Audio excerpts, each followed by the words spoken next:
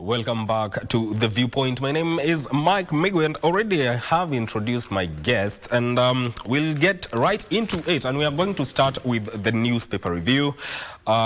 Let's start with the Daily Nation, and the headline splashed on the front page is "Men Who Owe Us Answers." This is in regards to the abductions that have been happening in the country. The rising number of abductions have put the security and criminal justice system leaders in the spotlight due to their failure to prevent the enforced disappearance of government critics. Their actions and inactions have seen some rights defenders initiate a court process to take the abduction cases to the ICC, to the International Criminal Court. That story is told on page 2 of the Daily Nation. Now, I want to get your sentiments, Mr. Orogo, on this. The action and inaction that has been seen to happen, especially with the security apparatus regarding the abductions. What is your take on that? Well, I think you have just said that is a screaming headline. Yes. So that means the media houses, or rather the newspaper, probably is documenting what is going on right now. But I think you also asked us how our year is beginning, apparently on a rather negative note. We still having cases of abductions. Yeah. And of course, different theoretical perspectives being driven on who is responsible for, for abducting.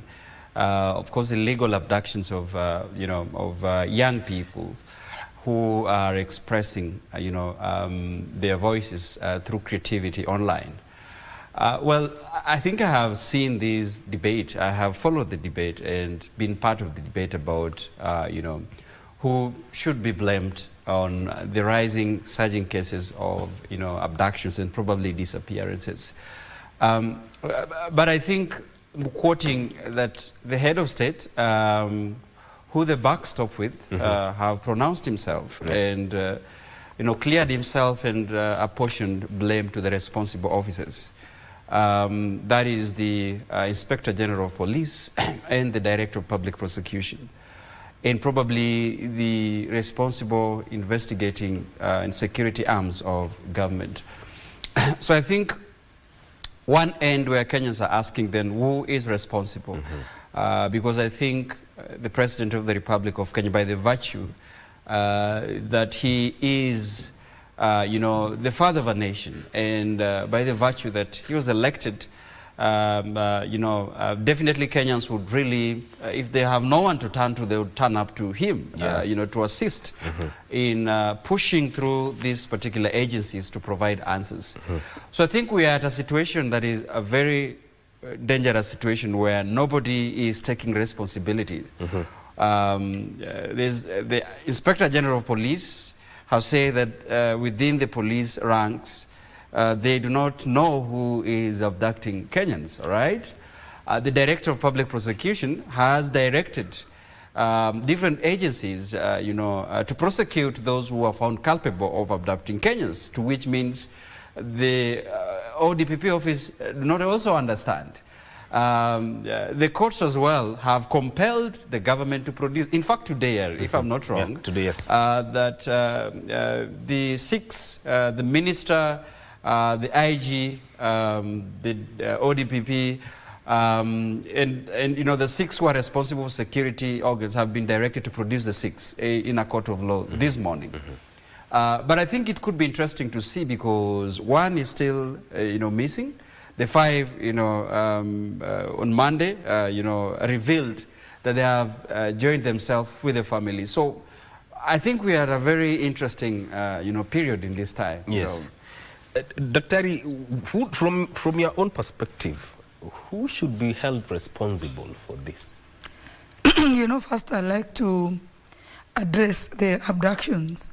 While we are having abduction and we have an active judicial system, according to me, I want to condemn the abductions by strongest terms possible, in the sense that it brings a wrong, it informs, actions speak louder than words. In short, that our government can be able to trust abductors with the abductees to discipline them when we have stipulated codes of conduct that once you go against them, there's a way that you're going to be dealt with. They have not been put into trial. I really feel it's a bit barbaric, and I feel it's very unfair, because we're only looking at the physical aspect of it. Somebody's child being abducted and being put in a dark room. Those are multiple violations of human rights. And then you are put in some dark places. That is a series of punishments. And I would like to also, what goes on in the mind of the parents, of the relatives, of other Kenyans who are sympathizers. All that, the mental health of a situation is never looked at.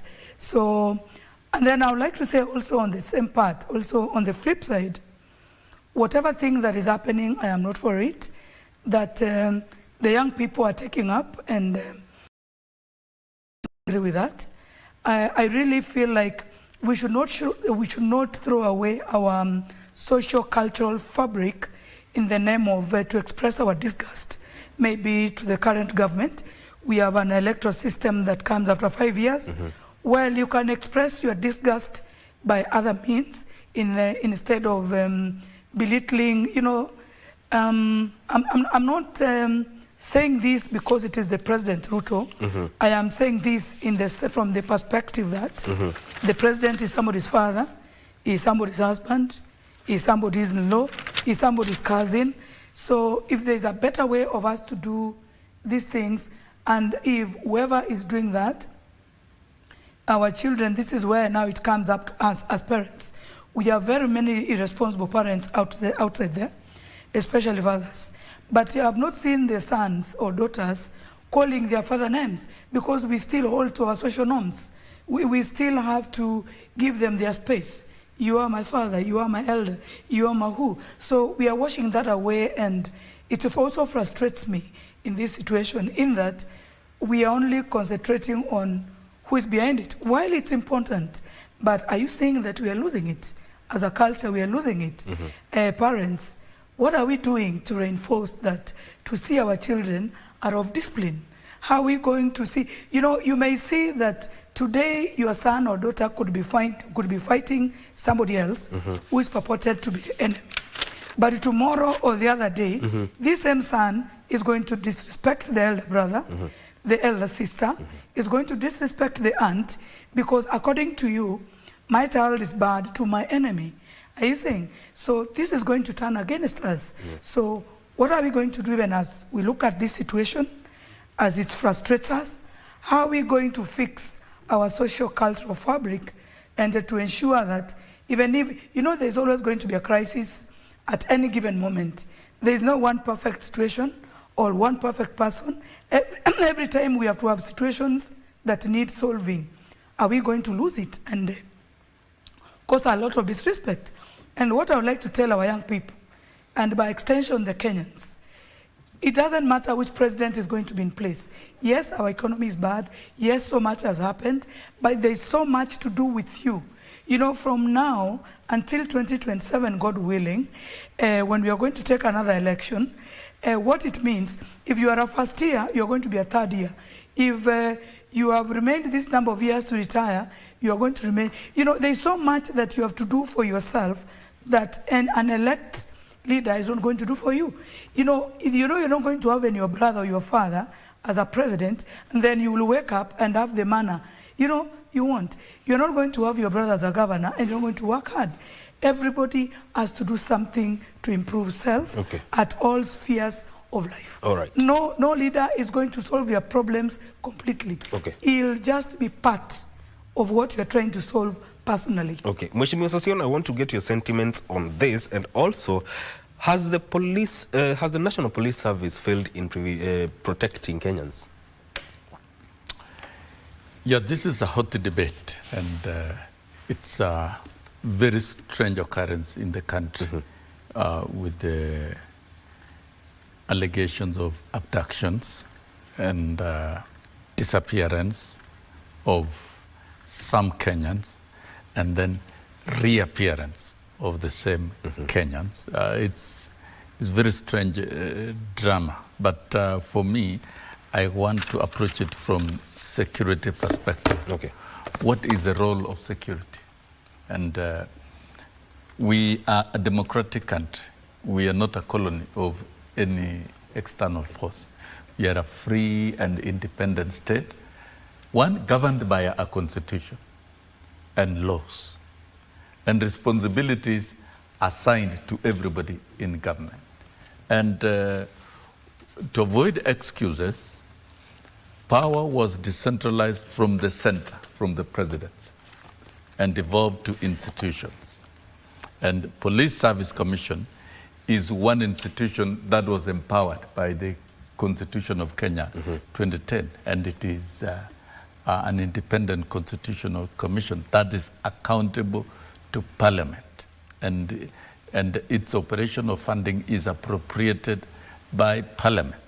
And let me come quickly to what this administration has done, the administration of William Ruto in terms of dealing with security of Kenyans, extrajudicial killings. Prior to election, what was identified by Kenya Kwanza is the abuse of criminal justice system and extrajudicial killings being executed in this country. And let us not forget, bodies were recovered from River Yala. Human bodies were recovered from River Yala. And a container was identified where some Kenyans were executed through extrajudicial killing here. Bodies were exhumed in Shakahola. So many of them, many Kenyans, and I don't think even the graves all the graves have been opened up.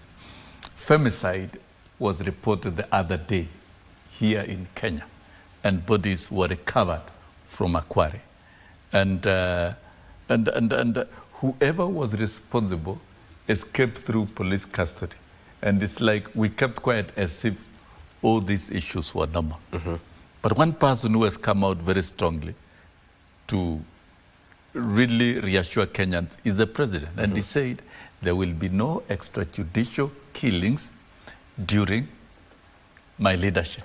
And that is why he gave accounting powers, the IG of police. Now, when the IG of police is telling us that he doesn't know who is abducting, because that what essentially saying is that these Kenyans who have disappeared have not been arrested by the police. And he says he doesn't know who is conducting the abduction. Does it mean that he doesn't know who are running this criminal gang of likely abducting Kenyans? And therefore, the exact truth of what has happened, we don't need to politicize and sensationalize the way we've done. Let us get down to the specific issue. Where were these 6 Kenyans who resurfaced the other day? Who abducted them? And who is this who is capable of abducting these Kenyans? Because that would be illegal. So therefore, without politicizing and trying to blame the president and pull the president, can we hold institutions accountable? Because the president is not a police officer, and he's only the president of the republic. But what officers do in their respective offices matters a lot. They must be held accountable. And in terms of government, Parliament exercise the power of oversight. I've seen the courts have summoned the IG. Yes. That is a judicial process. Yes. But then Parliament also has the responsibility of oversight on behalf of the people. I was actually coming to that because I wanted to know what is the role of oversight in all this. Yeah, they must be Parliament. oversighted. And the president has said any government officer can be summoned. The IG can be summoned And to why Parliament. haven't we seen it? The CS Interior can be summoned to Parliament. And this matter then can be prosecuted under Hansard and records of the National Assembly so that we get down to the bottom. So I would like to say the security of Kenyans is vested in the police service, and it is properly funded, that they are able to investigate. The DCI can know the location of all of us, where we have been, what we are doing, and where we are. Even if they don't use the telephonic gadgets, they are able to investigate and know exactly where we are. The combined efforts of the criminal Directorate of Criminal Investigation with one of the most sophisticated, even forensic infrastructure within the country, together with the NIS and the technology infrastructure that they have, they're able to get down to this. So what Kenyans want is clear explanation, and this explanation should come from the police. And we should ask, I will ask Kenyans refrain from trying to pull the president to the murky depth of the work over department I want to engage you on that. He is saying something about DCI knowing everybody, everyone where they are through their phone. Then again, how can they now come and say they do not know who is abducting Kenyans? You see, that is why I made the assertion that the issue of abduction, probably, I think Dr. Evelyn has mentioned around, matters to deal with, cultural fixes and the whole aspect about sociological and, psychological impact it has on, on the psyche of a nation, not only on individuals. Yes. Sosion has given a security aspect bit of it and the responsibility for accountability. And definitely, I agree with all our perspectives here. But I would also try enough to point out where the President of the Republic would still be held to account. Yeah. And definitely, like I've said, that the buck stops with the President. I mean, he is the topmost. People call him Kenya One, someone who should be.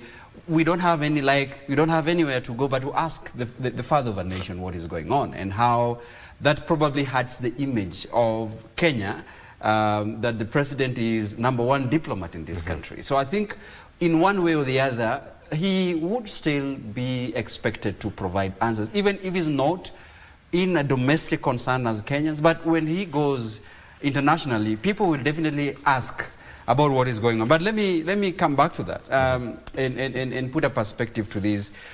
The issue around abductions, I think it has been analyzed on so many perspectives as a social fact that we are all dealing with right now.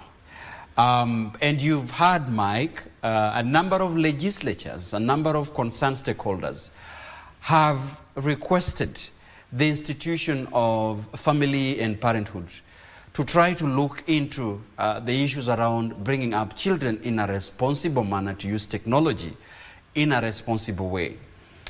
And I think that has come out. And I would not really want to belate a lot that, of course, the number of people who've asked, is this a phenomenon that is only unique to Kenyans? That in the rise of technology and advancement of technology, in one way, young people are being creative around, but in a responsible manner, in the quest for governance, in the quest for accountability. That in the sense that youth or young people or people within the online community have portrayed their frustration in a manner that, infringe on other people's rights. That has been a question, right? Hold on that. Hold on to that point. We're coming back to that. We take a short break. Don't go too far. This is Good Morning Kenya.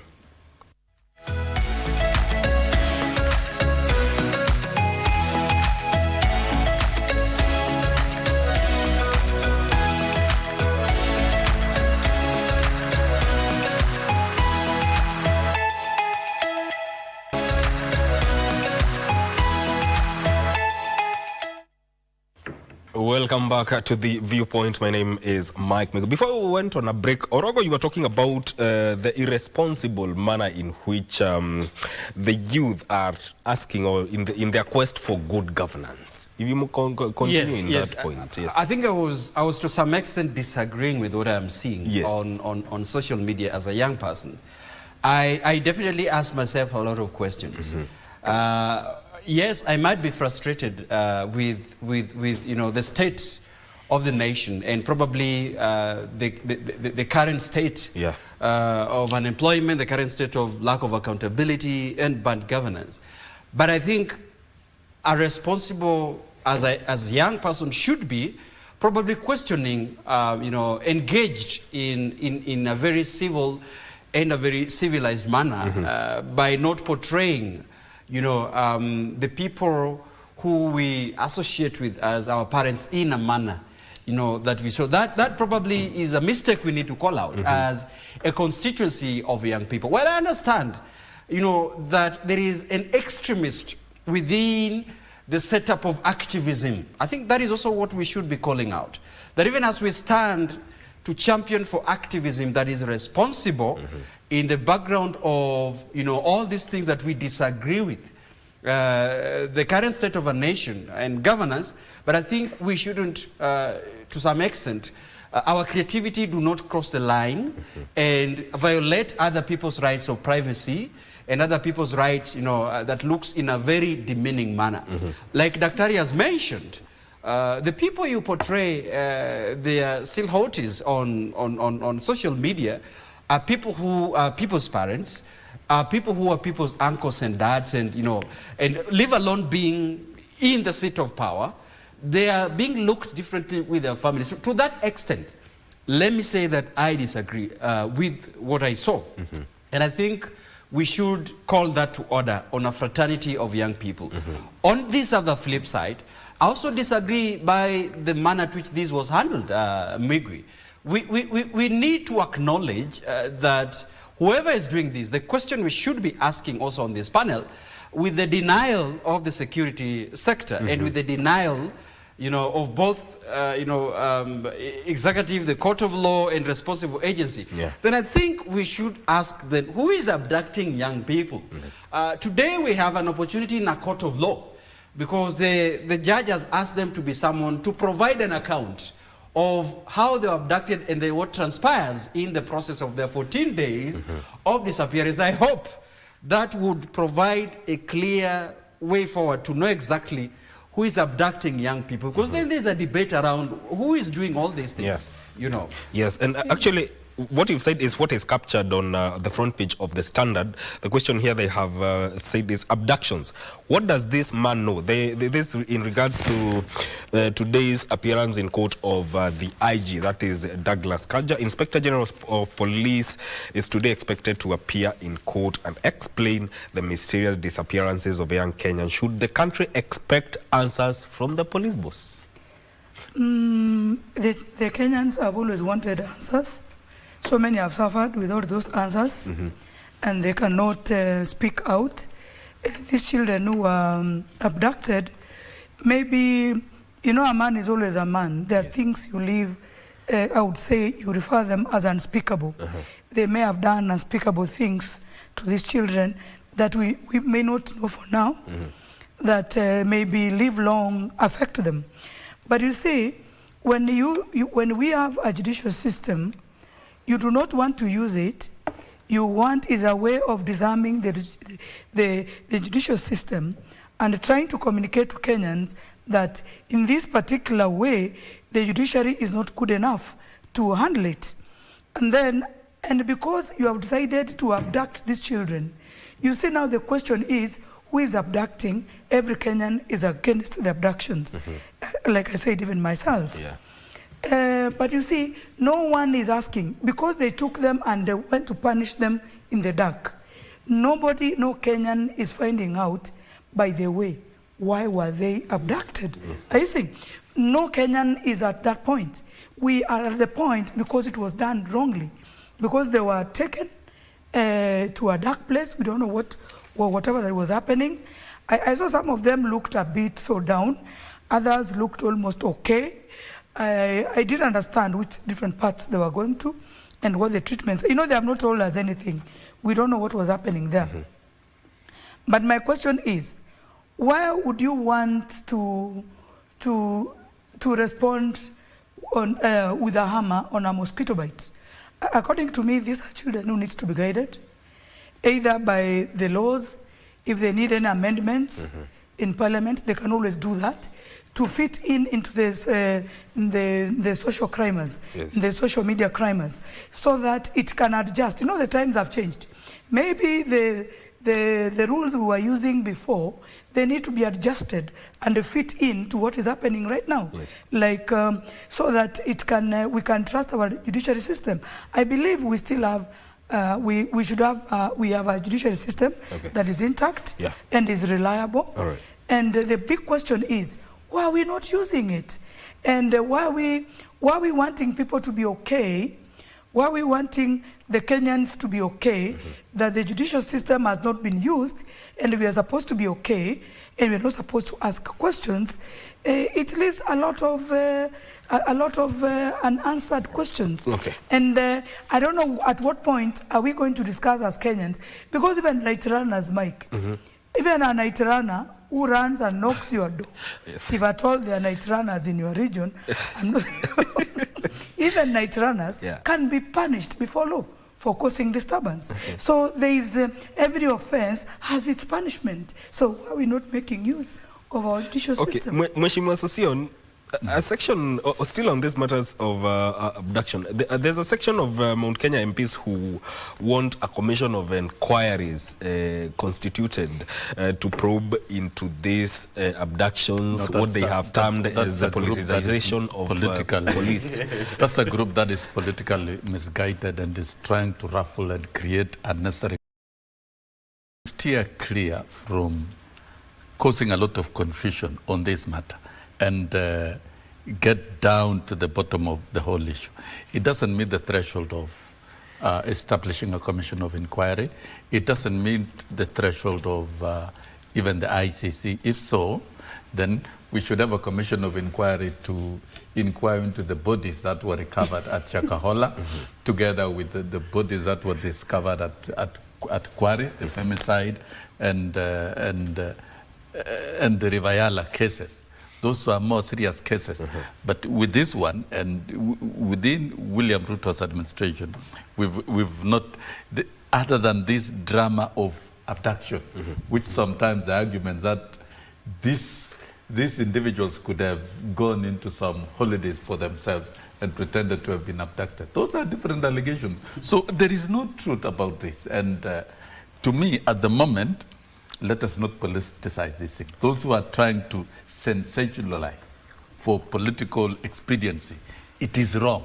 We can't do that. This is security of the state should be treated seriously, and you should deal with empirical facts, not allegations, not imaginations, and not unverified narratives. Now, the matter is now in court. It is before a judge, and that judge is asking hard questions and has invited the IG, because the judge has not invited the president, neither has the judge invited the Minister for Internal Security, because the judiciary is seized of the constitutional functionality in terms of doing things the right way. Who is accountable? It is the IG of police. He has been summoned. And I want to believe these individuals who have reservists should also be able to recount those things in court, but not in some forums where they're telling us stories that you really, that are not very clear. I think the right place now, since the judiciary is seized of the matter and is prosecuting the matter, can we allow the judiciary now to really deal with that matter conclusively? Because we don't want this kind of drama. Because tomorrow, Mike, I will also leave my phone at home and disappear and masquerade that I've been abducted. Some of these abductions sometimes, and when I talked with some of the DCI guys, they said, no, we've got to be very clear. Any matter of a lost person must be if they've got to check and deal with it, then there must be an OB reported at the police station. There are also procedures of dealing with these matters criminally. It is not that you hear that somebody is lost and an OB has not been entered and you can't do it. So the depth and breadth of dealing with these criminal activities is so wide. It's only that Kenyans are being so emotional, which is okay. But I think we cannot be emotional and irrational forever.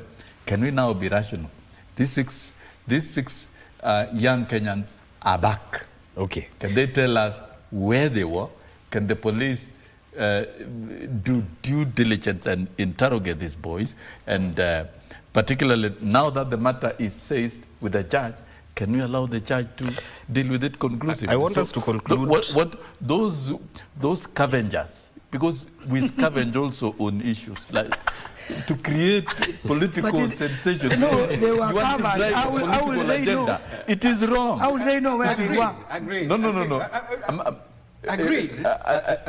I'm talking about those who are taking advantage to drive their own selfish political agendas. No, let us isolate this thing and let us be factual, because security of our children and security of ourselves is paramount.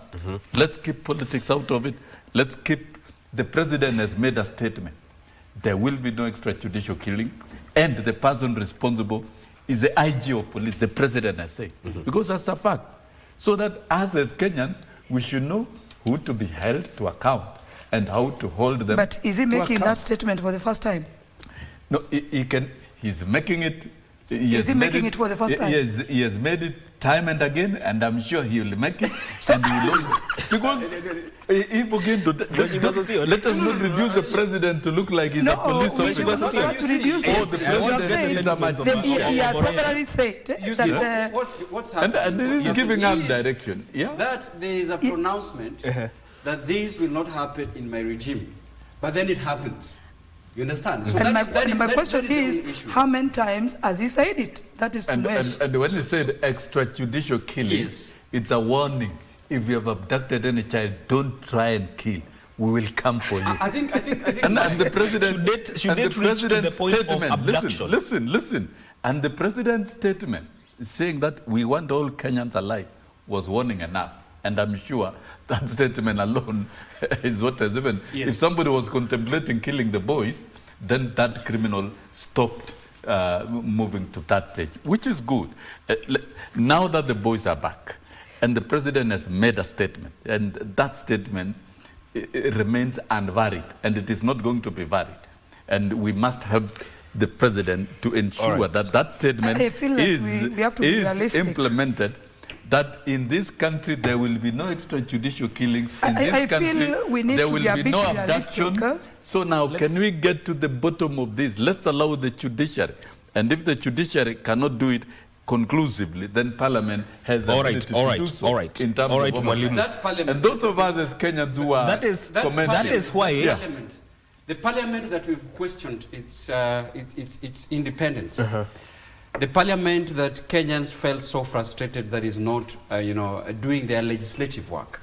And that is what caused what height up on June 25th.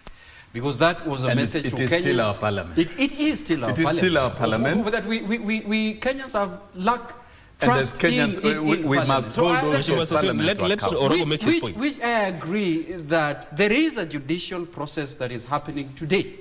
And that is, listen to what I said. I said it would be an opportunity.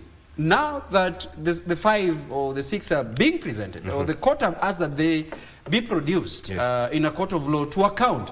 In fact, the papers are mentioning that we need to hear their story. And that is the court of law would give Kenyans an opportunity to question, like hard questions Sosyon has pointed out. But remember, it doesn't exonerate us from prosecuting it in the court of public opinion. You understand? If we feel that we are dissatisfied by the answer that is coming from the corridors of Court of Justice, Kenyans need to question, and they will ask still hard questions. You understand? And that is why I was trying to not to absolve the president, not because he is culpable of what is happening, but by the virtue that the president of the Republic of Kenya was voted in trust. One is that the security of Kenyans are guaranteed under his regime. And secondly, because he has pronounced himself that under his regime there would be no extrajudicial killing and there would be no abduction.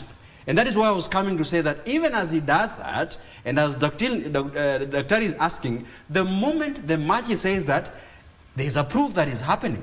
The hard question would be then, is someone sabotaging the pronouncement of the president? Correct. Where is it? Because when the head of state, who is the head of the National Security Council, make a pronouncement that touches on the key critical security organs, and then something happens in the contrary. Is there an internal sabotage within the executive, or from a complicated matrix that is happening outside the political complex that the president has got to grab to? So I think these are the hard questions which Kenyans would want to know, because then we also do not want to blame the security organs when they have said that this is out of our hand. We would also ask them, if the Constitution has given you the power to investigate, in fact, I agree with what Sosiona said, Kenyan is bequeathed a number of security technological systems in the region that will be able to trace real time, that will be able to provide a lot of technological assistance. Then it gives a lot of doubts. Why are we investing a lot of money in a technological system that is so much secured, yet the security is not providing an answers to police disappearance and abduction? So I think these are the hard questions we need to find ourselves in. Okay. I believe there is a lot of biasness in terms of application of security, because there's a saying in the security system that you can run, but you can't hide. So what happened to that? You can run, but you can't hide. Now, you say these children who are abducted to come up and tell us what was happening, wherever they were. First, one of them was saying his shirt was torn and then he was covered. Somebody covers your eyes. How will you know where you are or where you're going? You only approximate, but that you have been on the road driving to a certain, maybe you don't even know the direction, whichever direction. You know, you can be on the road for 6 hours. I think you'll start asking yourself, am I in Meru? Am I in Western?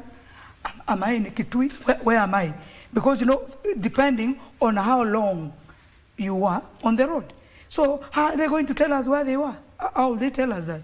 Where they were? You see, and then why are we having the judiciary taking over after abduction? You see, that is the thing. You see, the question is, who is failing? Who has failed? Is this somebody sabotaging the president? Or is it a direction from the president? Because he has continuously said that he'll make sure in his tenure that we're not going to have these extrajudicial killings. We are not going to have such kind of abduction. You know, so many things have happened in this country. The femicide, so many things have happened in this country. And you see, right now, we are talking about these abductions, which is okay because we need answers. It has already happened.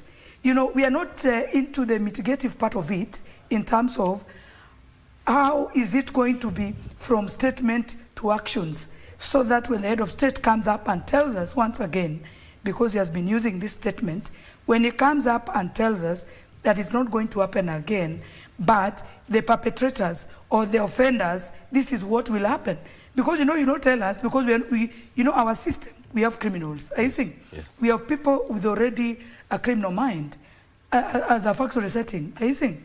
Now, when are they going to be dealt with is when we are going to be clear that, because when you say they are not going to be these extrajudicial killings and stuff, so what are you going to do, the offenders who are going to maim the president, who are going to maim the leaders, who are going to do this?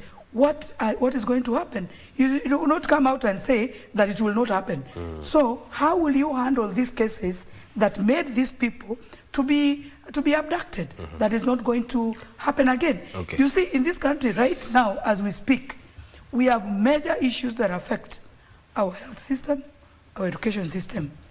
The grade 9s schools are not there. I think, you know, we are talking fully every Kenyan is talking about abductions. Yeah. We have major issues affecting our education system in that we do not have some of the classes. What is going to happen for them to have the classes? We need a system that runs. But now see one thing, just, I'm not saying it's less, it's not nice, I don't like the abductions, but we have very many issues in this country, and that every day they keep on piling. Yeah. They keep on piling. Okay. Have Kenyans given themselves also some space to think about what's happening around them. What do you need to change as an employee, as an employer, as a daughter, as a son? Yeah. What do you need to change? You can't keep on complaining.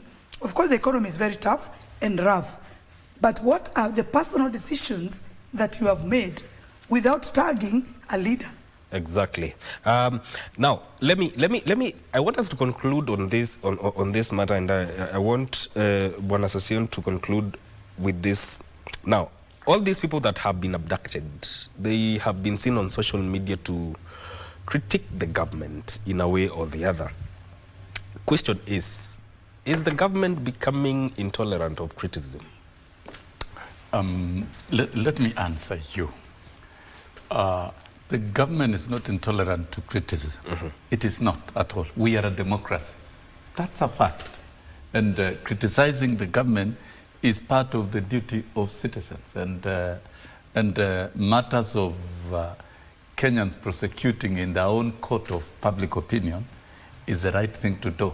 But the question is, let us do it in a decent way. That is the general agreement and general consensus, that we must be a decent country. Let us even sanitize how we communicate and how we deal with issues.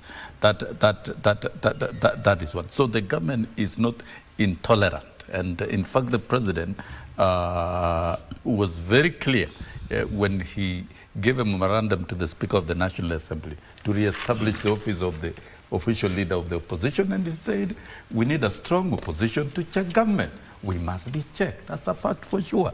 And any serious democracy of high standards like what we have in Kenya, this is a high standard democratic system where people can speak freely. And we don't need to punish people for their freedom of speech. But even in that freedom of speech, you don't need to infringe on the rights of others. The Constitution is clear. Where your rights end, rights of others also begin. So the Constitution is self-guiding in terms of responsibilities. What I would like to say as we conclude this particular matter is that this is a very emotive conversation in Kenya. It is not going to end today. It is developing. It is escalating itself to the next level. It is resolving itself. The matter now has been seized by the judiciary, and the judiciary has the infrastructure and the ability to deal with it to the extent that it can't. But that doesn't stop other institutions that has responsibility, like Parliament, also to do so. And it is wrong for us to dismiss Parliament. Parliament is here. It is existing. It will be sitting even on the 16th of January. We have seen order of business advertised. And it does business. And all that business is recorded under the Hansard. Parliament has the Committee on Security and National Defense and Intelligence. And that committee has powers on behalf of the people in the responsibility of oversight to interrogate the IG of police, to interrogate the DPP, if they so wish, to interrogate the DCI, to interrogate the NIS, and even to interrogate the CS Interior. And that is how we should function. Let everybody be accountable. If you are talking about good democratic governance, that citizens are enjoying services, then all institutions must be accountable. So that my concern is, when we scavenge on these issues so that you expedite, you transact certain political interests that have no relevance, then we really lose the focus. I want us to remove politics completely. Let us be empirical the way we deal with this thing. Let it roll to its logical conclusion, and challenging the president that he has made a statement which has not been complied with is a normal thing, because he's the chair of the National Security Council. He will be able to deal with his security team, to deal with the cabinet, to deal with the officers that are under his purview and jurisdiction as the head of state. But he has made a statement that is clear to Kenyans, there will be no extrajudicial killings. And for me, going forward, yes, it's a serious thing. Why kill a Kenyan? You know, I'm just Why kill a Kenyan? Why kill a Kenyan? I'm wondering how you can where we are handle getting a confusion. politically instigated incident No. Separately? No, just allow me. It's my turn. You had your turn, if respectfully. I don't want us to try and assume that these young men who were abducted actually were abducted by somebody in government or government because they were doing ABCD. That is a wrong conclusion. It is wrong because you don't have proof. Philosophically, you don't have proof. And in terms of evidence, you don't have evidence. So now, can the matter be dealt with so that it's known exactly if they were abducted, who abducted them, and why, and where were they taken? And who are these who have capacity to abduct Kenyans and they can abduct Kenyans and the police cannot know exactly where they are. In the mind? We are comfortable. I'm personally comfortable. I mean, when a Kenyan is arrested, I'm personally comfortable. When a Kenyan is arrested by the police, that's a legitimate entity. If I'm arrested today from these studios by the police and it is known, that's okay, and go and present me in court. But if some other strangers can arrest me and the police cannot know, because those are statements that are within the public and it must not be left hanging. All right. It will be like the femicide. We can spend the whole day talking about this issue. Now, and we can spend the whole day. As we conclude. We are concluding. We are almost break. Somebody should tell us this criminal who was linked to femicide and who admitted to have killed so many women and escaped in the police custody. All right. And we are quiet, and it's like something is normal. And if we are keeping quiet and glossing over serious issues, we'll come back to the same problem. Okay, all right. Let's take a very short break. When we come back, we are going to deal with yet another topic, that is Raila, the AUC bid and how it shapes the 2027 politics. Don't go too far.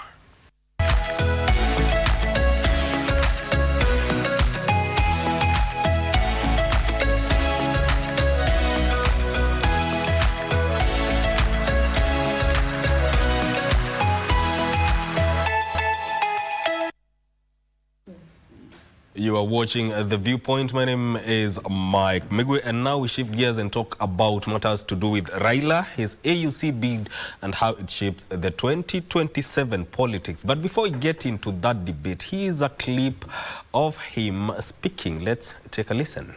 The AU will not be one of the same rhetorics where people meet a few times a year and return to their enclaves.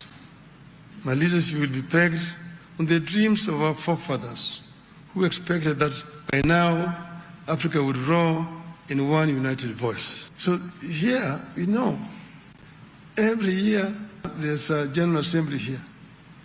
The jets come, land, and they move into here. I can tell you without fear of contradiction that 93% of the resolutions which are passed here are never implemented. So it has become a talking shop. I intend to change that to ensure that all the resolutions which are passed here are properly implemented.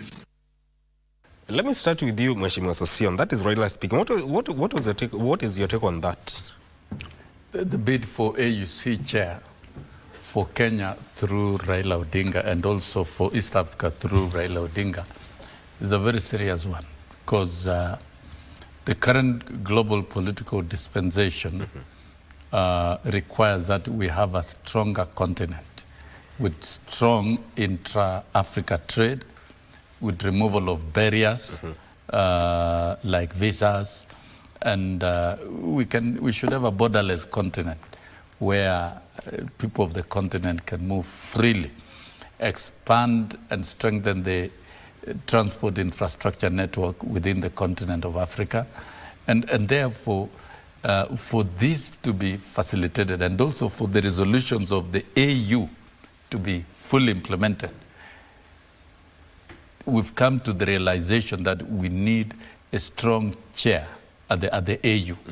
Yeah, and of course, in East Africa, we are talking about a political federation. We might have one president in future. And instead of relying on external strong currencies to do business, we should also be able to develop our own currency. And maybe one day we shall have one common African currency. And if you look at all the continents in the world, Africa is the richest continent in terms of mineral resources. So really, we have the potentiality to be the richest continent among all the other continents.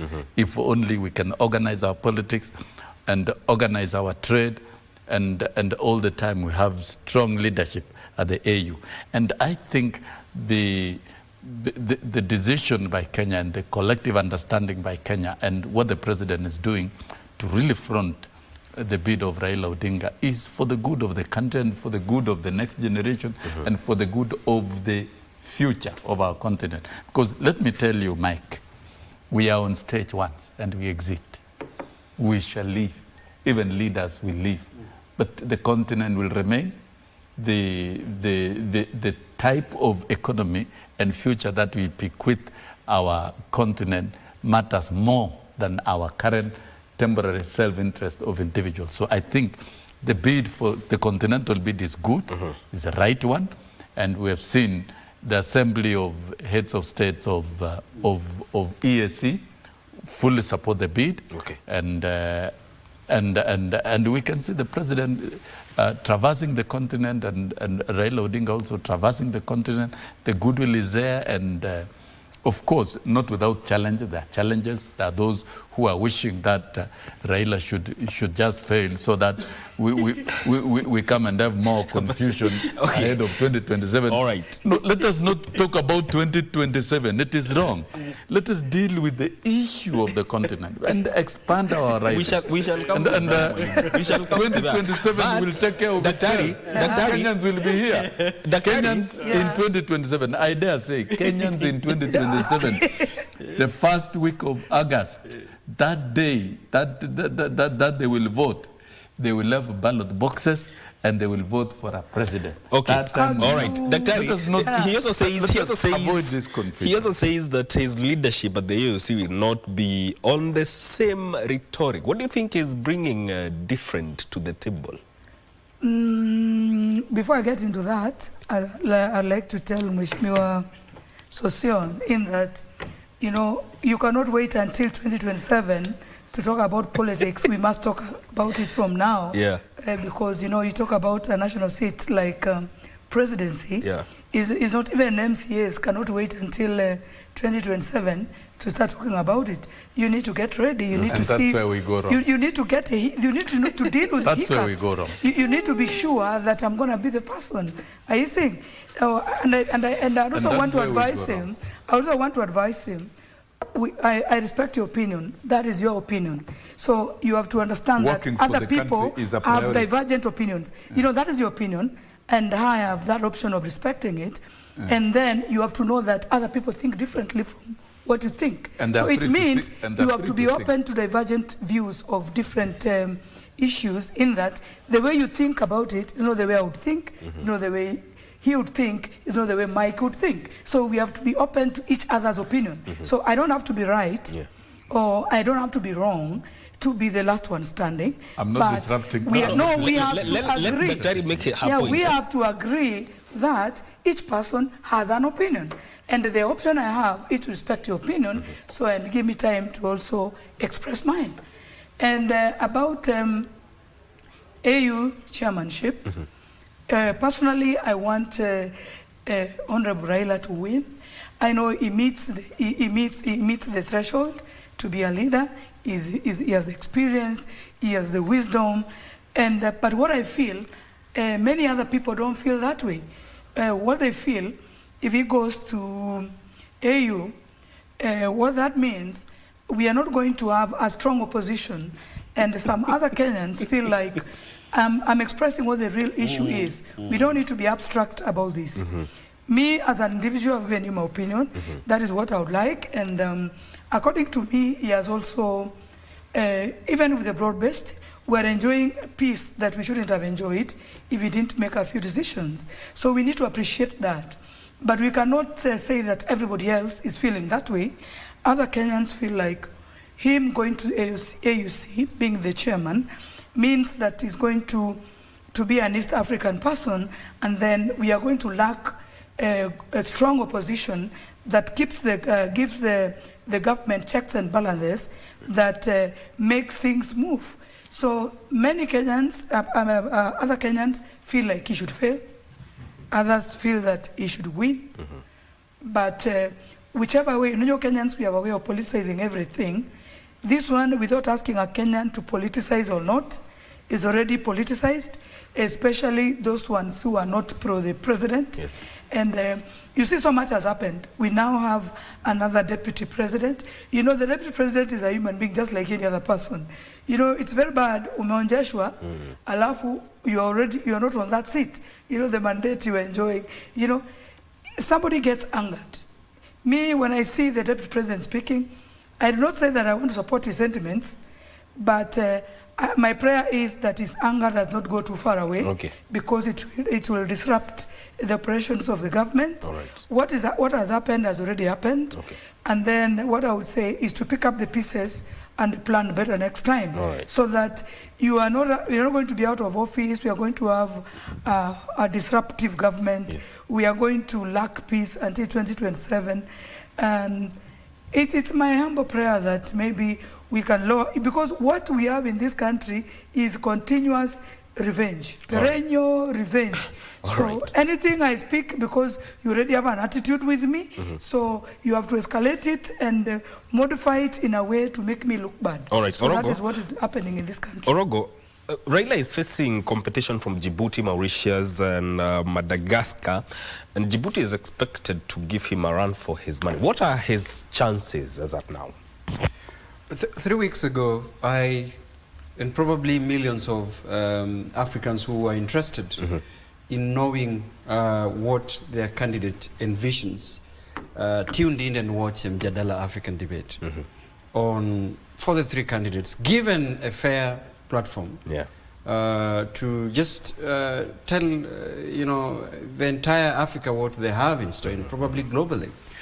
I watched keenly the debate, and for sure you could understand that the Madagascan foreign minister, I think Randia Madato or somebody, Richard James, mentioned that the whole debate has been politicized to look like there are two candidates. I think that was his opening statement, in a sense that he was thinking that is a two-horse race, and it's only Kenya and Djibouti, but forgetting that Madagascar is also on the ticket.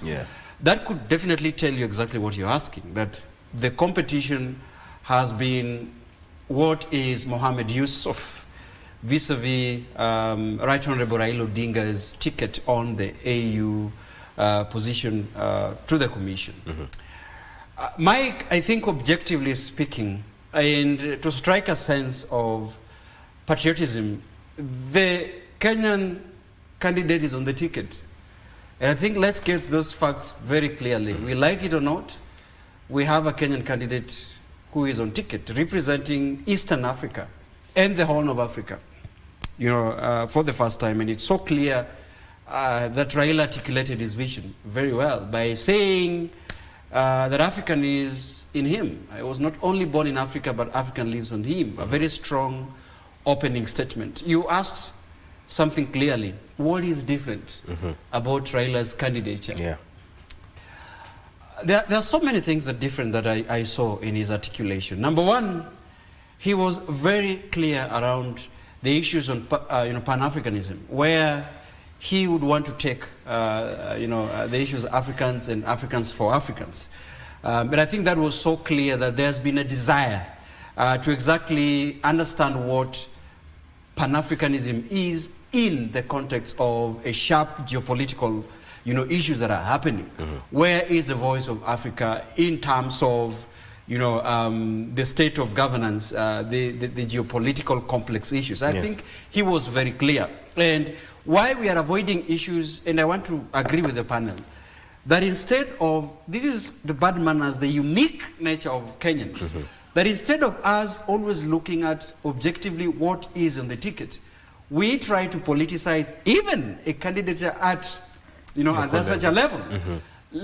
And I will come back to it after looking at Raila's candidate, because you're asking. I will come back and now deal with domestic issues around the candidate of Raila. But I think we have an opportunity in the Horn of Africa, in East Africa, to have a candidate who understands the importance of African Union and African countries, for the very first time, being championed to have and sit at the veto power of the United Nations Security Council.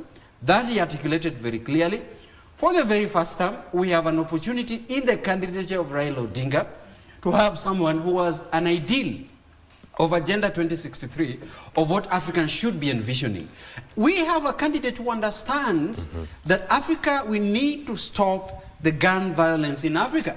And as we speak, what is the amount of bloodshed as a result of civil wars and internal insurgencies that we are seeing in African countries? In Sudan, in Democratic Republic of the Congo, in, in the Northern Africa, where we have insurgency in the Sahel region.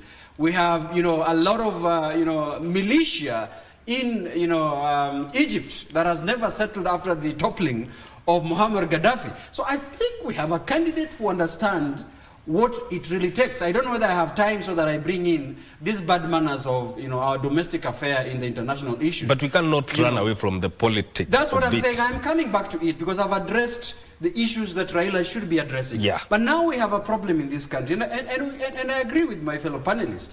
For the very first time, we will have people not voting against Raila Odinga. All right? We will have people not, because the pain that I've understood in some sections of this country, that for the very first time, they are not going in ballot, for the very first time to vote against it, to vote for. This is out of the oblivion. But of course, they have a right to express what they feel about what the candidate of Raila Odinga. Raila has been a patriot of this country. And I agree, when the nation calls him for patriotic duties, he assents to it. And I would spell that it is out of his effort that we had peace, in this country.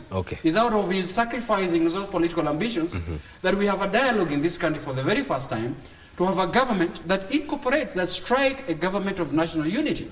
I think these are facts that people do not want to listen to. All right. You understand? Yes, all right. Now, still on that, and I want you to respond on that same note. The politics of ATS, especially when it comes to local politics, the president is very determined that the Raila gets this seat. But others may see it as the president trying to get Raila out of local politics to, so that maybe he may inherit his voting bloc. Now, I think when we circle around local implications and who benefits and who loses, I think we lose the plot. And while I agree with Dr. Ogendo here that people have right of opinion, we can even begin planning for 2027. Fair and square. We even planned for 2032. We even planned for 2037. But what is it that we must do today, now, here on this table? That is what we call statesmanship. And statesmen look at things different. We're talking about African leaders looking at Vision 2063. They're already trying to visualize how to transform Africa to certain minimum standards by 2063. But here we are very busy working on a different framework on matters that benefits you as individuals. That is being selfish. Statesmen are selfless. And therefore, from within the circle of the African leadership, there was need to place a strong person in the AU chairmanship.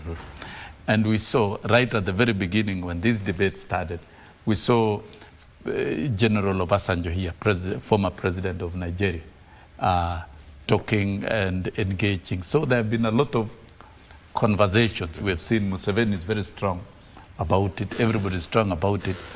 So nobody even cares within the continent about the internal elections here in Kenya. There will be elections.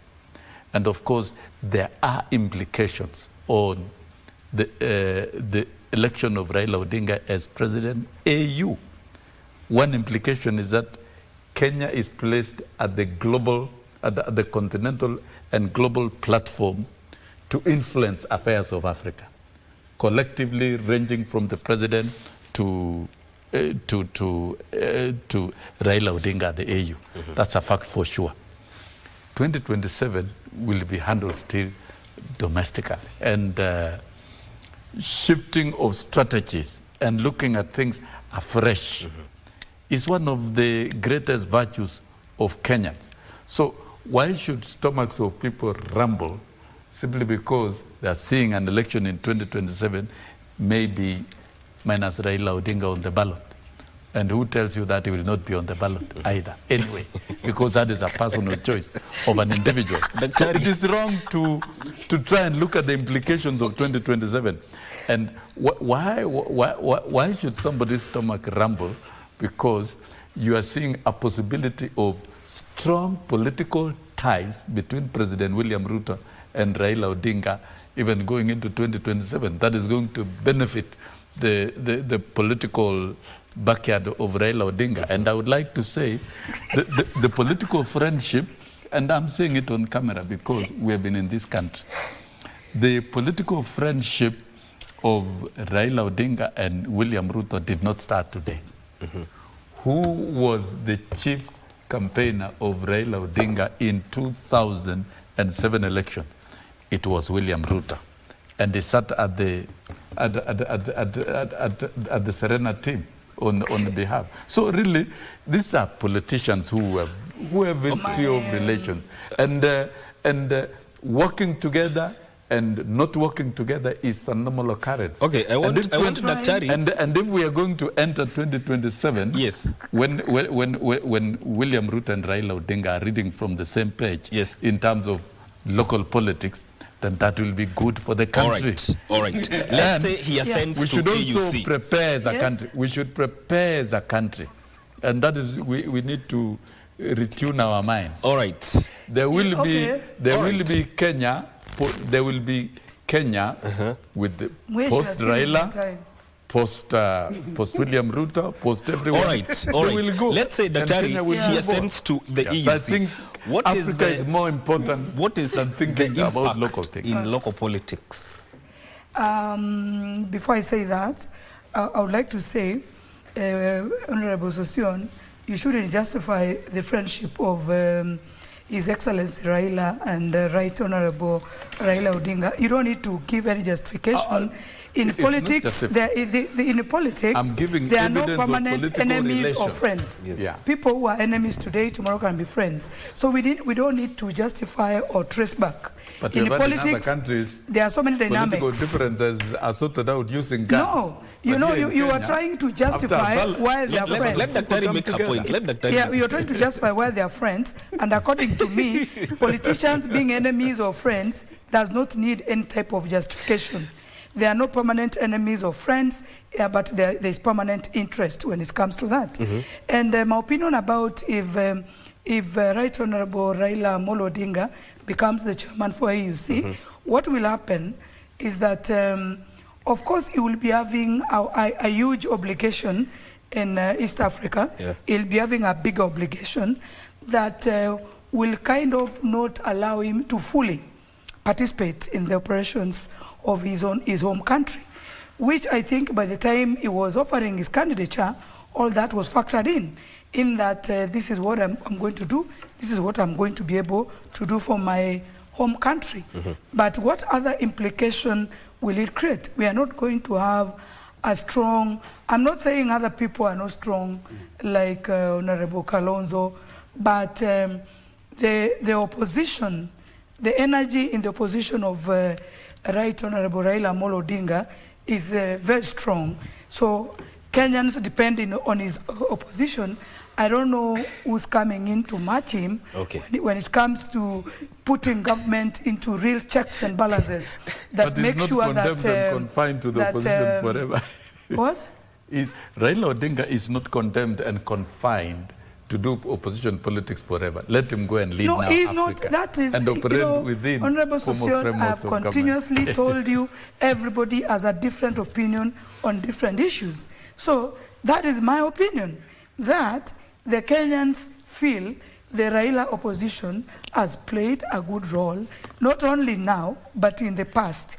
We have had things falling in and stuff, When Raila comes in any situation, there is either a solution or an escalated issue. I think.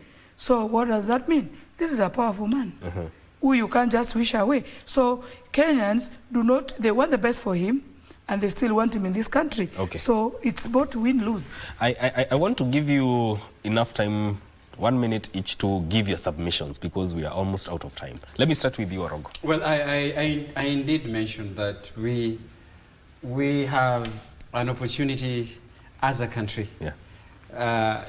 I wish we understand. I just wish we understand what we have in the candidature of Raila Odinga as the African Union Commission. The responsibilities, the advantages that comes to Kenya and the region, the image that the country has at the League of Nations, and what exactly would be required of him. And if we are able to put that in our mind and able to acclimatize that, then I think even on differing on domestic issues and domestic politics, then we would appreciate that indeed there is a chance for us as a country to unite around his candidature. I think that would be my sum up is, I agree with what Sosion says.